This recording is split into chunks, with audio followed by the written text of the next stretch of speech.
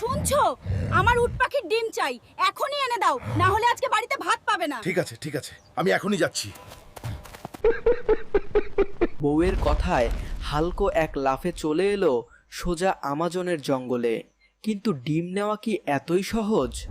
বউ, এতগুলা ডিম দেখে অনেক খুশি হইব। যাই নিয়ে যাই ডিমগুলা।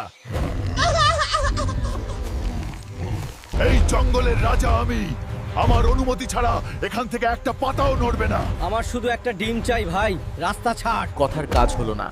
শুরু হলো ধুন্ধুধারাক্কা লড়াই। জঙ্গলের রাজা রেড হাল্ক বনাম গ্রামের জামাই হাল্ক। কে জিতবে?